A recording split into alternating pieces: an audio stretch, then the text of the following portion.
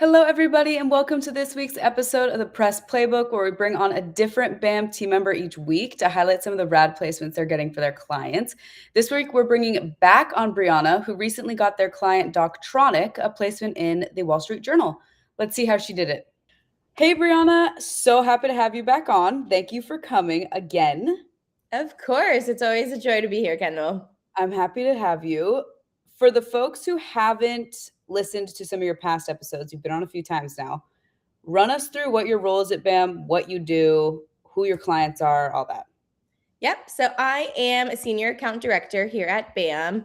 I oversee our health tech practice. So I work with all of our healthcare clients. So everyone from Canvas Medical, Epicor Biosystems. We've worked with a really cool fertility company. So kind of the whole gambit of health tech. That's who I'm working with on a day-to-day basis. And in my role, I'm much more at the strategy level. So helping them achieve their goals, whether that's getting in front of more health system partners, gearing up for a fundraising round. I'm really there to be their strategic guidance through their entire media relations campaign. And I feel like health tech is such a fun sector right now. I feel like there's so much newness always coming out, which is exciting. It is. And it's challenging too with a lot of the conversations around AI and clinical data and patient safety and whatnot. But it's very rewarding to be at the forefront of some of those conversations. For sure. And with this placement in particular, we're talking about Doctronic. So tell us a little bit about them and what they do. Yep. So in short, Doctronic is an AI doctor. So it provides free 24 access to personalized and practical health information. And they do also have an option, if you would like, to get in front of a licensed doctor for a small, affordable price. So it really does help the accessibility aspect of care and getting the information that's actually validated that you need to make good healthcare decisions. And they recently got a huge placement, very recently. Yes. In a journal. Before we dive into that, I want to talk a little bit about what was going on. How did this placement come about? What was happening there to get this secured? So that's a great question, Kendall. And something I should also note is that earlier this year, they had a huge milestone for the company. They announced a partnership with the state of Utah to essentially be the first in the country to have an AI be able to make clinical decisions. So in this case, they're able to approve renewals of chronic condition, commonly used prescribed medications. So think things like Zoloft or something that you've gone through the proper channels of getting the initial prescription. You can now use Doctronic in the state of Utah to autonomously have those renewed without having to go to your doctor every 90 days to get a new prescription, go through the wait times, all of that jazz. That's huge. It's very, very exciting. So we actually reached out to Brian after this launch had happened. And Brian's a longtime BAM friendly. We've worked with him on several stories. And he does really like to focus on, obviously, the funding part of it, being that he is a venture reporter, the healthcare side of it, and more recently, the AI and kind of clinical use cases that are happening. And so with this particular outreach, we knew we had two of those aspects, the AI clinical outreach and it being within healthcare. So we actually reached out to him with a kind of intro, just introducing him to the CEO at Doctronic, who has an incredible background. He's still an acting physician. And then sharing the latest news with Utah and why it's timely, kind of topics they could talk to around AI use in clinical care in case he needed a source or someone just to talk to on the topic. So that jump-started kind of the initial interview opportunity and conversation.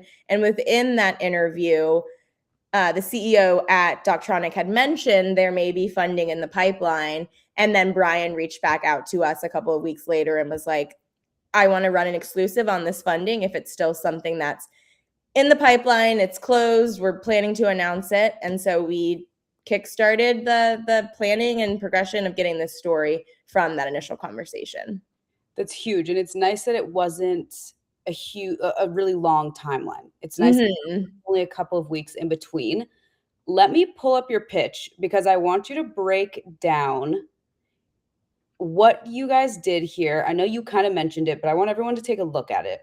So just break down what you guys did, why you put some of the things in here, the purpose behind them, and let's dive into this a little bit before we close out. Yeah. So as I mentioned, this was really just an intro opportunity. Wanted to get Doctronic, the CEOs, on Brian's radar for in the event that he does write anything future on the state of AI. He has covered like Anthropic, ChatGPT Health, those types of announcements. So we knew that this could be something within his wheelhouse. So that's why we opened it up with here's Adam, here's his bio at the bottom. Here's a recent news moment that's really, really timely and interesting within the space.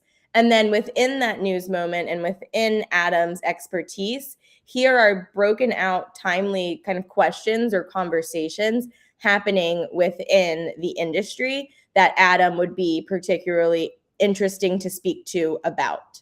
So to kind of grab his attention on both Adam as a executive, as a person, and then his expertise as a thought leader and why he would be great to interview on any of these topics or AI and clinical care as a whole. What I appreciate about this pitch is that it's very easy to scan and read. Mm-hmm. Super simple. And you said that you guys have worked with Brian before, not on Doctronic, but different clients. So you still kind of did have that relationship. Mm-hmm. Exactly. A little bit easier, and it's nice to have those friendlies. But I think this pitch nailed it, and I'm happy that we were able to show it. So thank you for sharing it with us. Of course. And yeah, digestibility is the name of the game now with how many pitches reporters are getting every day. Absolutely. Brianna, to close us out here, we always ask this question. For founders who are looking to land press, what is your top tip for them? What else should they be doing? Give us your rundown.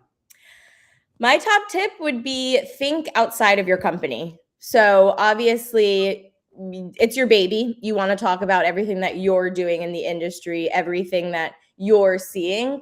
But a lot of times, reporters are getting so many pitches that they want to see, okay, outside of your little bubble, what is the larger industry impact? How are patients, for example, affected by what's happening in the world? And then how you're also providing a solution to that.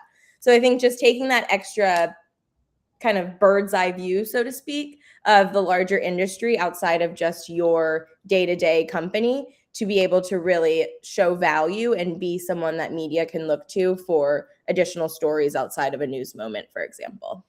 So think a little bit more broadly. Yep. Yeah. And always think about the larger scale impact, I guess is a great way to summarize it. For sure. Well, Brianna, so happy to have you. Stoked on this placement. Doctronic is super cool. And for everyone listening, we'll have another episode next week. And Brianna, thank you for joining us again. Thank you. Bye, everybody. Bye.